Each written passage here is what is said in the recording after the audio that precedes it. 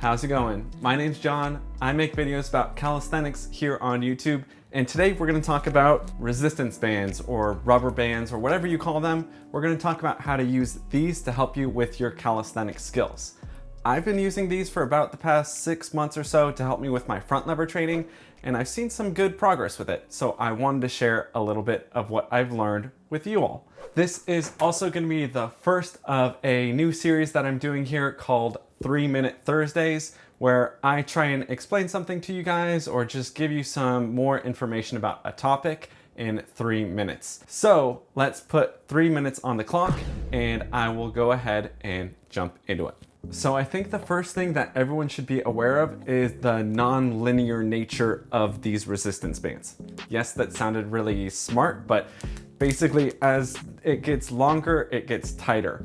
And when it's pretty loose, it's almost doing nothing. So this is important to keep in mind if you're using the resistance band for a static hold like a front lever. If you're using it around your feet, it's going to be a lot easier than looping it around your thighs or your back. And that's just because the length, there's a lot less assistance. But it can also have a big effect if you're doing something that is not a static hold. So if you're doing something like a front lever pull-up, it's going to be harder at the top of the movement because the band is less stretched out, and it'll be a lot easier at the bottom. So the thing to keep in mind when you're using resistance bands is how you're applying that accommodating resistance. You want to use this to help you out and not to hurt you. So something I've seen people not realize is if they're using a resistance band for something like a pull-up, that it's going to be harder for them at the top of the pull compared to the bottom. So if your sticking point is at the top of the movement, resistance bands might not be for you. Also, if you're doing something like straddle planche push-up, it's going to be super easy at the easier part of the movement when you're bent arm and much harder at the top of the movement when you're in a planche position. So that's why I don't think it's always best for using it with certain exercises. I think the best way to use it is with something like a front lever pull or a front lever press, because what you're basically doing is making the move more linear in its difficulty, because as you're going down, it's starting to assist you, but as you're going down, you should be feeling more weight. Resistance bands are also great for static holds. With calisthenics, it's hard to add incremental weight differences to some of the progressions that you're using. So for me, I was having a really hard time getting from a straddle to a full front lever.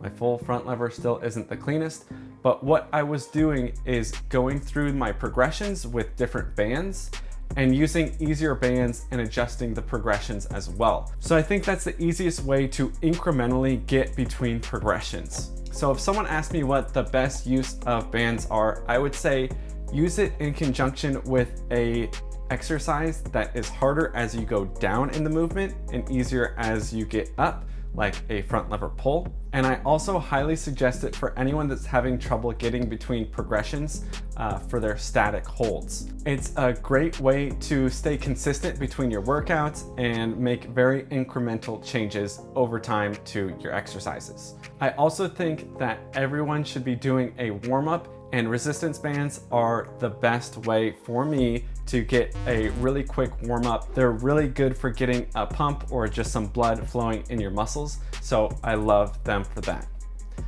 All right, did I go over the 3 minutes? I must have, right? I have no clue. But thank you for watching. If you have any suggestions for what my next 3-Minute Thursday topic should be about, let me know. But I'll see you on the next one. Peace.